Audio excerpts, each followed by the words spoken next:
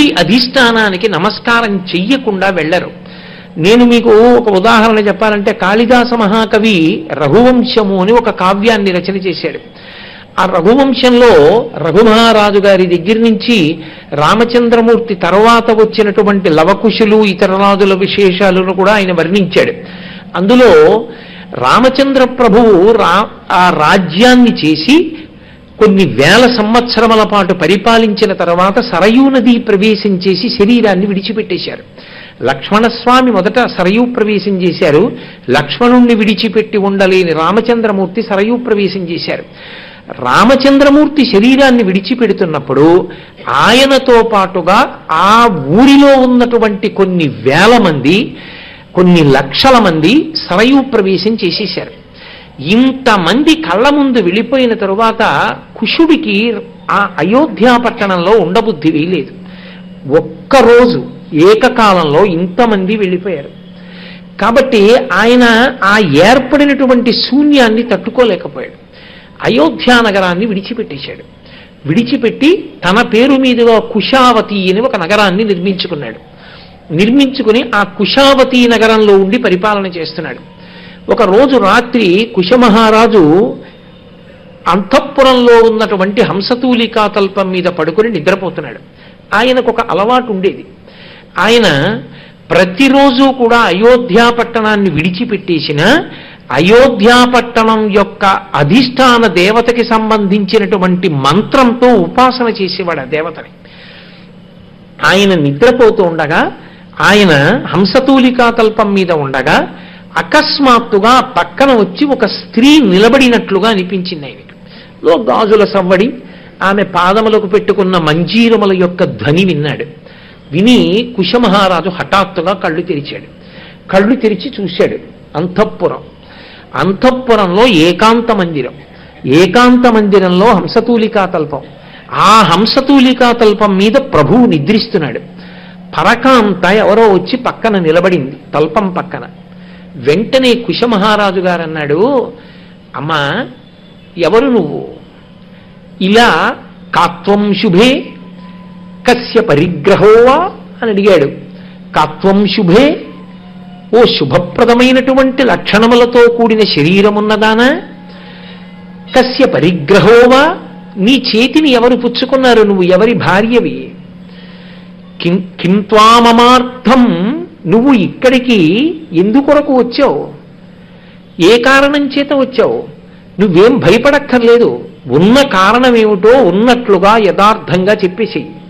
కానీ నేను నీతో ఒక మాట చెప్పవలసి ఉంటుంది. రఘూణాం వసీనాం, రఘుమహారాజు గారి వంశంలో పుట్టినటువంటి రాజులున్నారే, వాళ్ళందరూ కూడా ఇంద్రియ నిగ్రహము కలిగినటువంటి వారు. వారు ఎట్టి పరిస్థితులలోనూ కూడా మనఃపర స్త్రీ విముఖ ప్రవృత్తి, వాళ్ళు మనసులో కూడా పరకాంతని స్మరించారు. అటువంటి వంశంలో జన్మించానమ్మా, రామచంద్రమూర్తి యొక్క కొడుకుని. నువ్వు నా హంసతూలికా తల్పం మీద ఏకాంత మందిరంలో నేను నిద్రపోతుండగా దీని కొరకు వచ్చి నా పక్కన నిలబడ్డావు. అచక్షోమత్వా వశినాం రఘూణాం, నీ మనసులో ఉన్న మాట ఏమిటో చెప్పు, ఎందుకు నిలబడ్డావు అంటూ ముందు జాగ్రత్త పడుతూ, మనఃపరస్త్రీ విముఖ ప్రవృత్తి, పరస్త్రీని మనసులో కూడా స్మరించవు సుమా, రఘువంశంలో పుట్టిన రాజులు అన్నాడు ఆయన. ఆవిడంది, నేను అన్య స్త్రీనైతే ఇంత పెద్ద రక్షణ వ్యవస్థని దాటి ప్రభువు నిద్రపోస్తూ ఉండగా అంతఃపురంలో ఏకాంత మందిరంలోకి ఎలా ప్రవేశిస్తాను? నేను అయోధ్యానగరాధిష్టాన దేవతను. నీవు ప్రతిరోజు మంత్రంతో నన్ను ఉపాసన చేస్తున్నావు. రామచంద్ర ప్రభువు ఇతరమైనటువంటి ప్రజలు అందరూ సరయూ ప్రవేశం చేసేశారని నువ్వు అక్కడ బెంగ పెట్టుకుని ఆ పట్టణాన్ని విడిచిపెట్టి వచ్చేసావు, కుశావతి అన్న నగరాన్ని నిర్మించి. కానీ ఇప్పుడు అయోధ్యా పట్టణం ఏమైందో తెలుసా? ఒకనాడు ఏనుగుల యొక్క ఘీంకారములతో నిండి ఉండేది. ఇప్పుడు బూజు పట్టి మట్టి పట్టినటువంటి ఏనుగుల బొమ్మలు ఉన్నాయంతే గోడల మీద. ఓ కుశమహారాజా, నువ్వు ఈ కుశావతి నగరాన్ని విడిచిపెట్టి తిరిగి అయోధ్యా పట్టణానికి రా. వచ్చి అయోధ్యని రాజధానిగా చేసుకుని పరిపాలించు. ఆ నగరాధిష్టాన దేవతనైన నేను చాలా చిన్నపుచ్చుకున్నాను. రామయ్య అంది, వెంటనే కుశమహారాజు హంసతూలికాదల్పం నుంచి కిందకి దూకి అయోధ్యానగరాధిష్టాన దేవత నన్ను ఆహ్వానిస్తోందని కుశావతీ నగరాన్ని విడిచిపెట్టి అయోధ్యానగరానికి వెళ్ళిపోయి దాన్ని రాజధానిగా చేసుకుని పరిపాలన చేశాడు.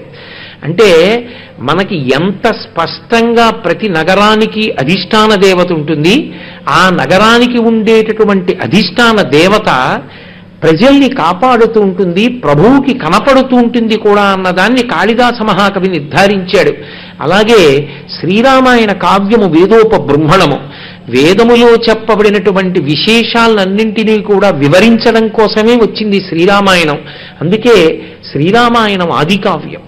ఆది కావ్యమైనటువంటి శ్రీరామాయణంలో రామచంద్రమూర్తి యొక్క నడవడి ఎలా ఉంటుందో దాన్ని ఆదర్శంగా తీసుకుని ప్రవర్తించిన నాడు వేదంలో చెప్పబడినటువంటి విషయాన్నే మనం అనుష్ఠించినట్టు అవుతుంది. అటువంటి శ్రీరామాయణంలో రామచంద్రమూర్తి అరణ్యవాసానికి బయలుదేరి వెళ్ళిపోతున్నాడు. బయలుదేరి కోసల రాజ్యాన్ని దాటాడు. ఆ పొలిమేర దాటుతూ అక్కడ నుంచి వెనక్కి తిరిగి అయోధ్యానగరం వంక చూశాడు. చూసి ఆ అయోధ్యానగరాధిష్టాన దేవతకు నమస్కారం చేశాడు. నమస్కారం చేసి, ఓ నగరాధిష్టాన దేవత తల్లి, నీకు నమస్కారం. నువ్వు అనేక మంది దేవతల చేత పరివేష్టింపబడి ఉంటావు. అటువంటి తల్లివి. నిన్ను నేను నమస్కరించి అనుమతి అడుగుతున్నాను. క్షేమంగా నేను మళ్ళీ వెళ్ళి క్షేమంగా తిరిగొచ్చి ఈ రాజ్యంలో ప్రవేశించేటట్టుగా నన్ను అనుగ్రహించు అని అడిగి ఆయన బయలుదేరాడు. అంటే మనకి శ్రీరామాయణం వంటి ఆది కావ్యం కూడా ఒక ఊరు విడిచిపెట్టి ఎక్కడికైనా వెళ్ళేటప్పుడు ఆ ఊరి యొక్క అధిష్టానానికి నమస్కరించి వెళ్ళాలి. అలాగే మనం ఒక ఊరిలో ఉన్నాము అంటే ఆ ఊరి పక్కన ఉన్న నదీ జలాల్ని తాగి బతుకుతూ ఉంటాం. ఆ నదీ జలముల చేత సేద్యం చేస్తే వచ్చినటువంటి అన్నం తిని బతుకుతూ ఉంటాం. అందుకే మీరు కాశీ వెళ్ళి గంగలో స్నానం చేద్దామని బయలుదేరుతున్నారనుకోండి, కాశీ అంటే గంగ పర్యాయపదం, గంగా స్నానం అంటాం. కాశీ వెడుతున్నానండి, గంగా స్నానం చేస్తాను, అబ్బాయి ఎన్నాళ్ళకు వచ్చిందో అవకాశం అనకూడదు. కాశీ వెళ్ళి గంగా స్నానం చేసే ముందు యథార్థమునకు మీరు పక్కన ఉన్న గోదావరి స్నానం చెయ్యాలి. ఒకవేళ గోదావరి స్నానం చెయ్యలేకపోతే అథవా గోదావరికి నమస్కారం చెయ్యాలి. అమ్మా, నువ్వు పరమపావనివి, నువ్వు ఇచ్చిన నీళ్లు తాగి ఈ శరీరం నిలబడింది, నువ్వు పెట్టిన అన్నం తిని ఈ శరీరం నిలబడింది, ఈ శరీరం నిలబడింది కాబట్టి గంగా స్నానానికి వెడుతున్నాను, అమ్మా నన్ను గంగా స్నానానికి అనుమతించు అని అడగాలి. అడిగి పక్కనే ఏ నదీ జలాల్ని తాగి బ్రతుకుతున్నాడో, ఏ నదీ జలముల చేత సేద్యము చేసినటువంటి పంట నుండి వచ్చినటువంటి పదార్థాన్ని తిని శరీరాన్ని నిలబెట్టుకుని ఆ శరీరంతోటే తీర్థయాత్ర చేసి ఉత్కృష్టమైన స్థితిని పొందాలనుకుంటున్నాడో ఆ నదికి నమస్కారం చెయ్యాలి. అందుకని కులదైవము యొక్క నమస్కారము, ఆ తరువాత ఊరి యొక్క అధిష్టానములకు నమస్కారము, ఏ నదీ జలములను తాగి బ్రతుకుతున్నాడో ఆ నదికి నమస్కారము చేసి తీర్థయాత్ర సంకల్పం చెయ్యాలి. తీర్థయాత్రకి బయలుదేరేటప్పుడు 2 పెట్లు సర్దుకోవాలి. ఒక పెట్టి బాహ్యం, ఒక పెట్టి ఆంతరం. అందుకే అసలు తీర్థయాత్ర నిజానికి ఎక్కడ ప్రారంభం అవుతుంది అంటే, తీర్థయాత్ర ప్రహృష్టమైనటువంటి మనస్సున్నవాడికి ఇంట్లోనే ప్రారంభం అవుతుంది. కిష్కింధకాండ పూర్తి చేస్తూ వాల్మీకి మహర్షి ఒక మాట అంటారు, జగామలంకాం మనసా మనస్వి అంటారు. స్వామి హనుమ గురించి చెప్తూ లంకాపట్టణానికి మనస్సుతో ఆయన చేరిపోయాడు అన్నారు. అసలు మనసు ఉత్సాహభరితంగా ఉండాలి. ఒక పట్టణానికి మనం తీర్థయాత్రకు బయలుదేరుతున్నాం అనుకోండి, ఒక 2-3 రోజుల ముందు నుంచే అసలు ఏం చేద్దాం అనుకుంటున్నారు అన్నదాని గురించి పరమోత్సాహంగా మాట్లాడుకోవడం ప్రారంభం కావాలి. ఓ తిరుపతి వెడుతున్నారనుకోండి, ఆ తిరుపతి వెడుతున్నాం, ఏదో ఫలానా రోజుకి చేరుకుంటాం, చేరుకోగానే సాధ్యమైనంత తొందరగా మనం ఏదో ముందు మంగాపట్టణం వెడదాం, మంగాపట్టణం వెళ్ళి ఆ తల్లి పద్మావతీదేవిని దర్శనం చేద్దాం. పద్మావతీదేవిని దర్శనం చేయడంతో పాటుగా చాలా కాలమైంది ఎప్పుడూ చెయ్యలేదు, అబ్బా ఆ పద్మావతి కోనేరు ఇప్పుడు ఎంత చక్కగా ఉంచుతున్నారు, కాబట్టి మనం ఈసారి పద్మావతి కోనేట్లో స్నానం చేద్దాం. పద్మావతి కోనేట్లో స్నానం చెయ్యాలి కాబట్టి మనం వెళ్ళిపోవడం కాదు, ఓ తువ్వాలు ఏదో ఓ పంచల్ చాపు ఇవి వేరుగా పెట్టుకుని అక్కడికి వెళ్ళి స్నానం చేసి ఆ తర్వాత మళ్ళీ బొట్టు పెట్టుకోవడానికి ఎక్కడుందని వెతుక్కోకుండా కాస్త కుంకం, కించిత్ విభూతి, వీటిని కూడా 2 పొట్లాలు కట్టుకుని పట్టుకెళ్ళాలి. కాబట్టి ఆ పంచల్ చాపులో ఓ విభూతి పొట్లం, ఓ కుంకం పొట్లం పెట్టుకున్నామా, మనం మంగాపట్నంలో చక్కా పద్మావతి కోనేట్లో స్నానం చేసి అమ్మవారి దేవాలయంలోకి దర్శనానికి వెడతాం. అమ్మవారి దేవాలయంలోకి దర్శనానికి వెళ్ళినప్పుడు ఈసారి కుంకుమార్చన చేసుకునేటటువంటి అవకాశాన్ని పొంది ఒక్కసారి అమ్మవారి ఆలయానికి ప్రదక్షిణం చెయ్యాలి. ఆ అంతరాలయ ప్రదక్షిణం చేసి వచ్చి అమ్మవారికి దగ్గరగా ఆ తల్లి యొక్క వైభవాన్ని చూడాలి. ఆ తల్లి ఇలా పాదాల్ని చూపిస్తూ ఇలా అభయహస్తం పట్టి ఆ కళ్ళు, కామాక్షి కళ్ళు ఎలా ఉంటాయో అలా కనపడుతున్నటువంటి ఆ కళ్ళు, ఆ పెట్టుకున్నటువంటి చక్కటి బొట్టు, ఆ తల్లి కట్టుకున్న పట్టుబట్ట, ఆమె యొక్క పెద్ద చీర అంచు, ఆవిడ వేసుకున్న నగలు, ఆ తల్లి యొక్క కారుణ్య దృష్టి, ఇవన్నీ ఒక్కసారి చూడాలి. అమ్మ దగ్గర ఆ ప్రేమ, ఆ ఆనందం ఒక్కసారి పొందాలి. అబ్బా, పైన గజలక్ష్మి ఉంటుంది, ఒక్కసారి చేతులు ఎత్తి అమ్మవారిని ఆ గజలక్ష్మిని ముట్టుకోవాలి. వంగి గడపకి నమస్కారం చేసుకోవాలి. చక్కగా మనం ఆ దేవాలయంలో ఎక్కడ కూర్చుని కాసేపు లక్ష్మీ అష్టోత్తరం చదువుకుందాం, ఎక్కడ కూర్చుని కనకధారా స్తోత్రం చేసుకుందాం. ఆ బలరామకృష్ణుల దేవాలయం, ఆ పక్కన సుందరేశ్వర స్వామి దేవాలయం, ఇదంతా చాలా హడావిడిగా ఉంటుంది, భక్తులు తిరుగుతూ ఉంటారు. అక్కడ కూర్చుంటే వాళ్ళని ఇబ్బంది పెట్టినట్టు ఉంటుంది. ఒక్కసారి అక్కడ ఉన్న రక్షకులకు చెప్పి ఆ విమాన లక్ష్మి ఉన్నటువంటి ప్రాంతం ఆ పక్కన కొద్దిగా నిశ్శబ్దంగా ఉంటుంది, అయ్యా ఒక్క 10 నిమిషాలు లక్ష్మీ అష్టోత్తరం చదువుకుని వెళ్ళిపోతామని చెప్పి మనం ప్రదక్షిణంగా వెళ్ళి అక్కడ కూర్చుని కాసేపు మౌనంగా మనందరం లక్ష్మీ అష్టోత్తరం చదువుకుందాం. ఒక్క లక్ష్మీ అష్టోత్తరమే చదువుదాం. ఇంకక్కడి నుంచి మళ్ళీ కనకధార అవన్నీ కూడా చదివితే అక్కడ ఉన్న వాళ్ళకి ఇబ్బంది. 10 నిమిషాలు లక్ష్మీ అష్టోత్తరం చదువుకుని లేచిపోదాం. అలా చేద్దాం మనం అని చక్కగా భార్య పిల్లలు మాట్లాడుకోవడం మొదలు పెట్టారనుకోండి, అసలు తీర్థయాత్ర మానసికంగా ప్రారంభమైంది అని గుర్తు. అసలు తీర్థయాత్ర గురించి మానసికంగా సంకల్పం ఏమీ లేదు. ఎంతసేపు పెట్టి సర్దుకోవడం అంటే పెట్టి సర్దుకోవడానికే పరిమితం అయిపోయారనుకోండి, మీరు మానసికంగా క్షేత్రానికి వెళ్ళి అనుభవించవలసిన వాటి గురించిన ఉత్సుకత అసలు ఏర్పడదు. ఈసారి మనం తప్పకుండా ఓ పని చెయ్యాలి. ఈసారి మనం ఎలాగో ఉత్తరాయణ పుణ్యకాల ప్రవేశానికి పుష్కరిణి స్నానానికి వెడతాం కదా, ఈసారి ఉత్తరాయణ పుణ్యకాలం ప్రవేశించినటువంటి రోజు సప్తమి తిథితో కూడినటువంటి ఆదివారం హస్తానక్షత్రంతో వచ్చింది. గొప్ప అదృష్టం. కాబట్టి సూర్యనారాయణమూర్తి అభిషేకానికి కూడా వద్దాం. మళ్ళీ అక్కడ పుష్కరిణి స్నానం చేసేసి అలివేలు మంగాపట్నం వచ్చి సూర్యనారాయణమూర్తి గుళ్ళో అభిషేకం కూడా చూసి మళ్ళీ వెడదాం. ఒకసారి చక్కగా ఒకసారి మానసికమైనటువంటి ప్రణాళికని నిర్మాణం చేసుకున్నారనుకోండి, మనసు ఆర్ద్రతని పొందుతుంది, తడిసి ముద్దవుతుంది, భగవత్ స్పర్శని పొందుతుంది, ముందే అది ఉత్సాహాన్ని పొందుతుంది. నేను ఒక ఆయన్ని చూశాను, ఆయన తిరుపతి వెళ్తున్నప్పుడు ఆయన మాట్లాడిన మాటలు విని నేను తెల్లబోయాను. ఆయన అన్నాడు, మనం నిద్రపోకూడదు సుమా, రేణిగుంట వచ్చిందంటే తిరుపతి వచ్చిన తర్వాత లేద్దామని పడుకోకూడదు, రేణిగుంట దగ్గరే లేచి కిటికీ దగ్గర కూర్చోవాలి. కూర్చుంటే కొండలు కనపడడం మొదలు పెడతాయి. ఆ కొండలు బద్దలైనట్టుగా జేగురు రంగుతో రాళ్లతో కనపడతాయి పైన. అక్కడ స్వామివారి యొక్క నామం, స్వామివారి యొక్క శంఖం చక్రం కనపడతాయి. ఆ దీపాలు వెలుగుతుంటాయి. దూరం నుంచి అసలు మనం ఆ 7 కొండల్ని జుర్రేసుకోవడంతో మొదలు పెట్టాలి. తర్వాత ఇంకొకటి చెప్తున్నాను, రైల్లోంచి దిగినప్పుడు చెప్పులతో కాలు కింద పెట్టినా బాగా జ్ఞాపకం పెట్టుకోండి, మనందరం గబగబా ఒక్క 4 అడుగులు ముందుకెళ్ళి ఆ రైలు పెట్టి దగ్గరే చెప్పులు ఇప్పితే దిగే వాళ్ళకి ఇబ్బంది. 4 అడుగులు ముందుకేసి చెప్పులు ఇప్పి ముందు తిరుపతి భూమిని చేతులతో ముట్టుకుని నమస్కరించి మళ్ళీ చెప్పులు వేసుకుందాం. తప్ప చెప్పులతోనే నడవద్దు. ఆ ప్రదేశం అటువంటిది, ఆ తిరుపతి పట్టణం అటువంటిది. శంకర భగవత్పాదులు, అన్నమయ్య, పురంధరదాస్ గారు, ఎంతమంది మహాపురుషులు తిరిగిన ప్రదేశము. కాబట్టి ఒక్కసారి మనం కాళ్లతో తొక్కే ముందు చెప్పులతో తొక్కకుండా పాదములతో స్పృశించే ముందు ఇంతకన్నా దిక్కు లేదని చేతులతో ముట్టుకుని నమస్కరించి చెప్పులు వేసుకుందాం. ఇప్పుడు కొడుకు వింటూ ఉంటాడు, కూతురు వింటూ ఉంటుంది, భార్య వింటూ ఉంటుంది. వింటున్నావా, మర్చిపోయి గబగబా వెళ్ళిపోకు, మనం అలా చేద్దాం అని. తిరుపతిలో ఉన్న నాళ్ళు తెల్లవారకట్ట కాఫీ గురించి మనం వెంపర్లాడద్దు. మొట్టమొదట దైవ దర్శనమి. ఒక్క 3 రోజులు మనం అసలు కాఫీ ప్రసక్తి తీసుకురావద్దు. తెల్లవారి లేస్తూ తిరుమలలో ఉన్న నాళ్ళు మనం తెల్లవారకట్ట 4 గంటల వరకు నిద్రపోవడం, లేకపోతే మనకి ఏదో 300 రూపాయల టికెట్ ఉంది అర్చనానంతర దర్శనం ఉందని లేవడం కాదు.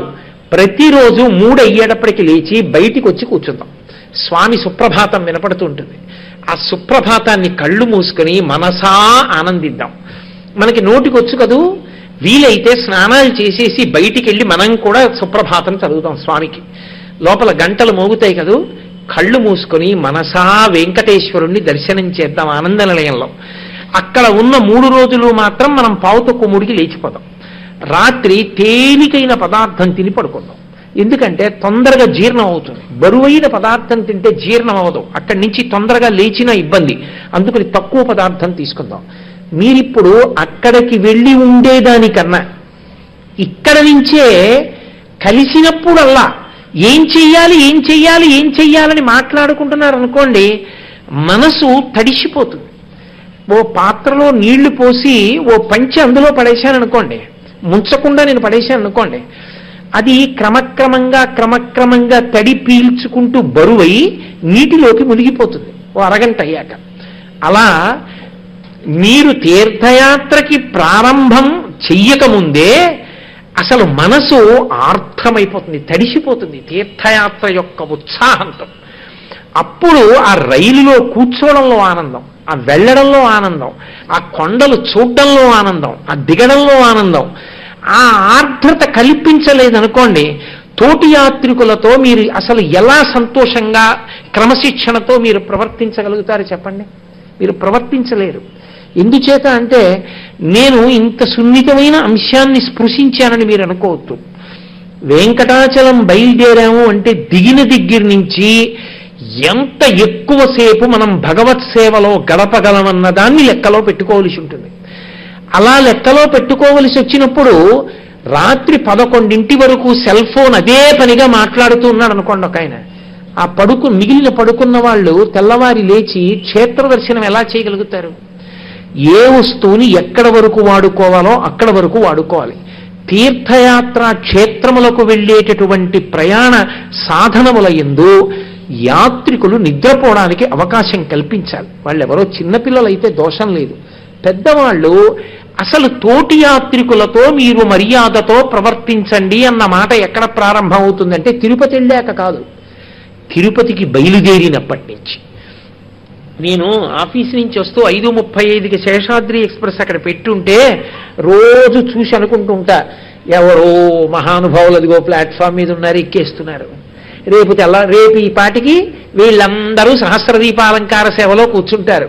స్వామి ఊయలు ఊగుతుంటే అన్నమాచార్య కీర్తన వింటూ ఉంటారు, ఆ వేదం వింటూ ఉంటారు. నేను ఇలాగే పోతూ ఉంటాను ఆఫీస్ నుంచి.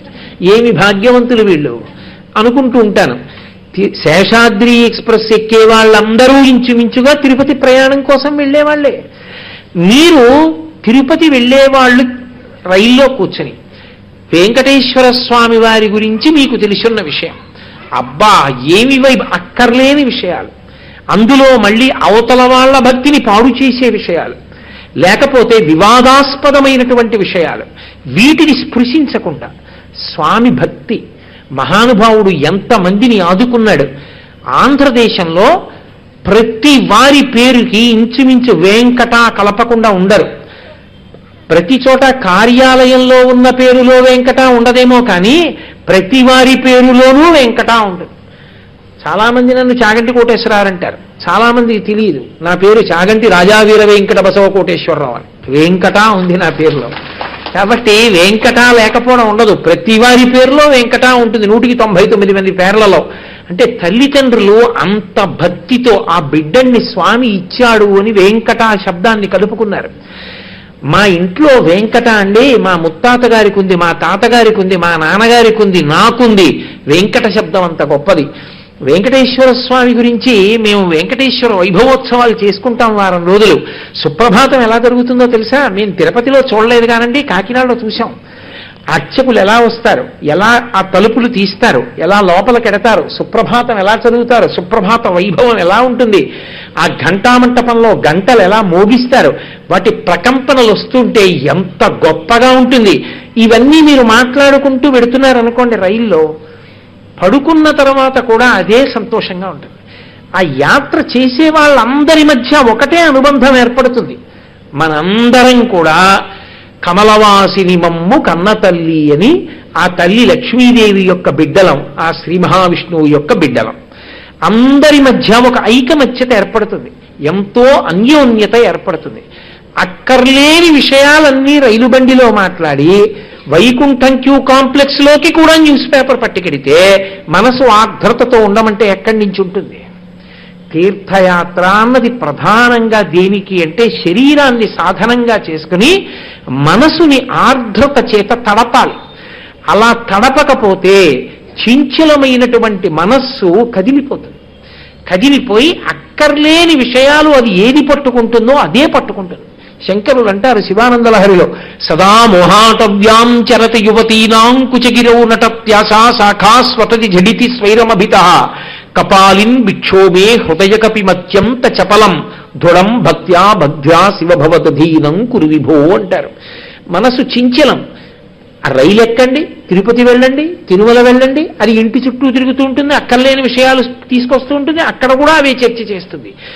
ముందు నుంచి తడపడం మొదలు పెడితే తప్ప యాత్రయందు ఆచారకాండ పాటించడం, మనసుని సువ్యవస్థితం చెయ్యడం సాధ్యమయ్యే విషయాలు కానే కావు. అందుకే చక్కగా ఏమీ అక్కర్లేదు. మనకి శాస్త్రం చెప్పిన మాట గోవిందేతి సదా స్నానం. ఎప్పుడూ స్నానం చేసిన వాడితోటే సమానం. ఇప్పటికిప్పుడు మళ్ళీ స్నానం చేసి కూర్చున్నటువంటి స్థితి కల్పింపబడాలి అంటే గోవిందనామం చెప్పుకోవడమే. గోవిందా గోవింద. కాసేపు చక్కగా గోవిందనామం చెప్పుకోవడం, భగవత్ సంబంధమైన విషయం మాట్లాడుకోవడం, రామనామం చెప్పుకోవడంతో ప్రారంభం చేసి తీర్థయాత్రని ప్రారంభం చేశారనుకోండి. ఇప్పుడు నేను చెప్పిన విషయాలను మళ్ళీ ఒక్కసారి సింహావలోకనం చెయ్యండి.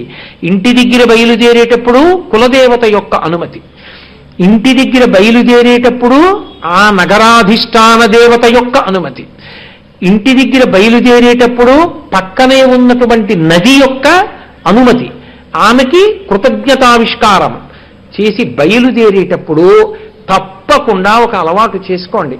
మా చిన్నతనంలో ఎక్కడికైనా తీర్థయాత్రకు బయలుదేరితే నాకు ఇప్పటికీ జ్ఞాపకం, మా పెద్దవాళ్ళు నించోపెట్టి శ్లోకం చెప్పించి ఆ బయలుదేరండ్రా అనేవారు. ఇప్పటికీ అదే అలవాటు మనం ఈ దేవాలయం నుంచి తీర్థయాత్రకు బయలుదేరే ముందు చేస్తుంటాం. అందరం కలిపి ఆ శ్లోకం చెప్పి బయలుదేరుతాం. ప్రారంభంలో అథవా ఏదీ రాకపోయినా ఏ విఘ్నం రాకుండా పూర్తవ్వాలి అని గణపతికి ప్రార్థన చెయ్యాలి. సుముఖశ్చైకదంతశ్చ కపిలో గజకర్ణకః లంబోదరశ్చ వికటో విఘ్నరాజో గణాధిప ధూమకేతుర్గణాధ్యక్ష ఫాలచంద్రో గజాననః వక్రతుండ శూర్పకర్ణో హేరంబ స్కందపూర్వజః షోడశైతాని నామాని ఎప్పటే శృణ్యాదపి. ఒకవేళ మిగిలిన వాళ్ళకి రాకపోతే ఒక్కళ్ళు చదివితే చాలు. ఎప్పటేట్టు శృణ్యాదపి, విన్నా చాలు. ఎప్పటే శృణ్యాదపి విద్యారంభే వివాహే చ ప్రవేశే నిర్గమే తథా సంగ్రామే సర్వకార్యేషు విఘ్నస్తస్య నజాయతే. అది చదువుకుని బయలుదేరారనుకోండి, విఘ్నేశ్వరుడు కటాక్షించి ఎక్కడ విఘ్నం లేకుండా కాపాడతాడు. అథవా అంతమేం చెప్పలేమండి అన్నారనుకోండి, సర్వదా సర్వదేశేషు పాతుత్వాం భువనేశ్వరి మహామాయా జగద్ధాత్రి సచ్చిదానంద రూపిణి. దేవి భాగవతంలో వ్యాస భగవానుడు మనకు అందించిన అమృత గుళిక. సర్వదా సర్వదేశేషు, కాలమునందు దేశమునందు, సర్వకాలములయందు సర్వదేశములయందు అమ్మా పాతుత్వాం భువనేశ్వరి, మమ్మల్ని నువ్వు కాపాడుతుండు. మహామాయా జగద్ధాత్రి సచ్చిదానంద రూపిణి. పోనీ అది కూడా రాదు, హనుమ యొక్క 12 నామాలు ఉంటాయి. అవి హనుమాన్ అంజనాసూనో వాయుపుత్రో మహాబల రామేష్ఠ ఫల్గుణస్సక పింగాక్షో అమిత విక్రమ ఉదధిక్రమణశ్చైవ సీతాశోక వినాశక లక్ష్మణ ప్రాణదాత చ దశగ్రీవస్య దర్ప. ఇవి 12 నామాలు స్వామి హనుమ యొక్క నామాలు. ఇవి కపీంద్రస్య మహాత్మనః. ఈ 12 నామాల్ని కానీ ఒక్కసారి చదువుకుంటే యాత్రాకాలే విశేషతః, ఆయన ప్రాణం పెడతాడు, చనిపోయే వాళ్ళకి కూడా ప్రాణం పెడతారు హనుమ. ఈ 12 నామాలు చదువుకుని బయలుదేరారు అనుకోండి చాలు. ఏమండి మాకు అవి కూడా 12 నామాలు చెప్పడం కూడా కష్టం, అది కూడా రాదన్నారు అనుకోండి, నేను ఏం తప్పు పట్టను.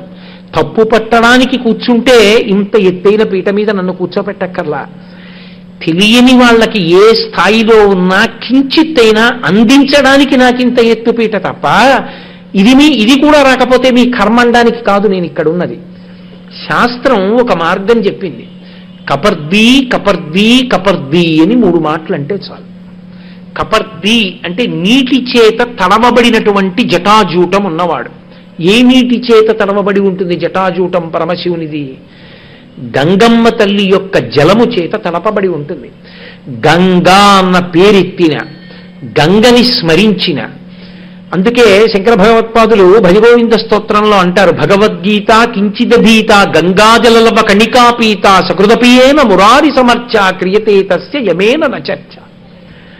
ఒక్కసారి ఆ గంగావతరణం చేసినప్పుడు ఆ జటలోని గంగ నీటితో తడిసిపోయినటువంటి పెద్ద జటాజూటంతో ఉన్న పరమశివుణ్ణి మనసులో తలుచుకుని ఆ తడిసిపోయిన జటల వంక చూసి కపర్దీ కపర్దీ కపర్దీ అని 3 మాటలు అంటే చాలు. గంగమ్మతో కూడుకుని గంగమ్మ చేత తడవబడిన జటలున్న పరమశివుని స్మరించారు కనుక శివ అంటే శోభనం, మంగళం, శుభం, కళ్యాణం, భద్రం, ఇవన్నీ పర్యాయ పదాలు శివుడికి. అందున గంగ చేత తడవబడినటువంటి జటాజూటం ఉన్నవాడు. 3 మాటలు కపర్దీ కపర్దీ కపర్దీ అన్నారనుకోండి, ఒకవేళ ఆ యాత్ర చేత జీవుడు సఫలీకృతత్వాన్ని పొందకుండా అడ్డుపడుతున్నటువంటి ప్రతిబంధక స్వరూపమైన పాపం ఏదైనా ఉంటే తొలగి ఈశ్వరానుగ్రహం చేత తీర్థయాత్ర పూర్తి చేసి క్షేమంగా ఇంటికి రాగలుగుతాడు. కాబట్టి కనీసంలో కనీసం బయలుదేరుతున్న వాళ్ళందరూ 3 మాటలు కపర్దీ కపర్దీ కపర్దీ అనడానికి ఇబ్బంది ఉండదు. ఒకవేళ కపర్దీ అనడం కూడా కష్టమండి అనుకుంటే గోవిందా గోవిందా గోవిందా 3 మాటల నామం, అది కూడా కష్టం అనుకుంటే శ్రీరామ రామ రామేతి రమే రామే మనోరమే సహస్రనామ తత్తుల్యం రామనామ వరాననే, శ్రీరామ శ్రీరామ శ్రీరామ అనుకుని బయలుదేరితే చాలు. కాబట్టి సర్వమంగళమాంగళ్యే శివే సర్వార్థ సాధకే శరణ్యే త్రయంబకే దేవి నారాయణి నమోస్తుతే భగవంతుని యొక్క నమస్కారం చేసి బయలుదేరితే దాని వలన ఈశ్వరుని యొక్క అనుగ్రహము ప్రసరణం జరుగుతుంది. అది మనని తీర్థయాత్ర చేసి జీవుడు పుణ్యాన్ని సంతరించుకోవడానికి, ఈశ్వరానుగ్రహాన్ని పొందడానికి కావలసినటువంటి స్థితిని కల్పిస్తుంది తప్ప వ్యగ్రతతో మీరు వెళ్ళారనుకోండి, వ్యగ్రతతో వెళ్ళి క్షేత్రంలో కూడా మీరు వ్యగ్రతతో ప్రవర్తించారనుకోండి, మీరు ఎవరి మీదో వ్యగ్రతని పొందారు అనుకోవడం ఉట్టి మాట. అసలు పరమేశ్వరుని యొక్క తీవ్రమైన ఆగ్రహానికి గురవుతారు. ఒక క్షేత్రానికి వెళ్ళినప్పుడు పరమ ప్రశాంతమైన స్థితిలో, సాత్వికమైన స్థితిలో మనసు ఉండాలి. అది రజోగుణ తమోగుణ భూయిష్టము కాకుండా చూసుకోవాలి. కాబట్టి ఇప్పుడు చక్కగా చేరవలసినటువంటి తీర్థయాత్రా స్థలాన్ని చేరుకున్నారు. నేను ఉదాహరణకి వెంకటాచలాన్ని కలుపుతున్నాను, కానీ మీరు ఏ ప్రాంతానికి తీర్థయాత్ర చేసినా నియమములు మాత్రం ఇవే ఉంటాయి. కాబట్టి ఇప్పుడు తీర్థయాత్రా స్థలానికి చేరుకున్నారు. తీర్థయాత్రా స్థలానికి చేరుకున్న తరువాత అత్యంత ప్రధానమైన నియమం ఏది అంటే స్నానము అత్యంత ప్రధానము. కొన్ని క్షేత్రాలు ఉంటాయి, అవి విశేషమైనటువంటి అనుగ్రహ ప్రసరణంతో ఉంటాయి. శ్రీశైలంలో ధూళి దర్శనం అని ఉంది, అన్ని క్షేత్రములలో అలా ఉండదు. సాధారణంగా క్షేత్రపాలకులు ఇలా చూపిస్తున్నారు అంటే గుర్తు ఏమిటంటే శౌచప్రధానమైన క్షేత్రము అని గుర్తు. కాబట్టి స్నానం చేసి దేవాలయంలోకి వెళ్ళాలి. స్నానానికి ఎంతో ప్రాముఖ్యత ఉంటుంది. నేను ఈ మాటలు చెప్తున్నప్పుడు మీరు నేను చెప్తున్న మాటల్ని సహృదయంతో స్వీకరించేటటువంటి ప్రయత్నం చెయ్యండి. ఎప్పుడైనా మనం ఒక క్షేత్రానికి వెళ్ళినప్పుడు ఆ క్షేత్రంలో ఉన్నటువంటి తీర్థమునందు స్నానం చేసే ప్రయత్నమే తప్పకుండా చెయ్యాలి. ఎందుకో తెలుసా? ఆర్షధర్మమునందు, సనాతన ధర్మంలో స్నానము అంటే కేవలం ఏదో ఒంటి మీద నీళ్లు పోసుకొని ఒళ్ళు శుభ్రం చేసుకునేటటువంటి ప్రక్రియ కాదు. హిరణ్యవర్ణా శుచయ పావకాయా సుజాత కశ్యపోయాస్వింద్ర అగ్నిం వ్యాగర్భం దదిరే విరూపాస్తాన ఆపశగ్శౌనా భవంతి అంటోంది వేదం. హిరణ్యవర్ణా శుచయ, ఆ నీటికి ఉదకమని పేరు. ఉదకము అని పేరు ఎందుకు వచ్చిందంటే సహజముగా నీటికి పవిత్రీకరించగలిగిన శక్తి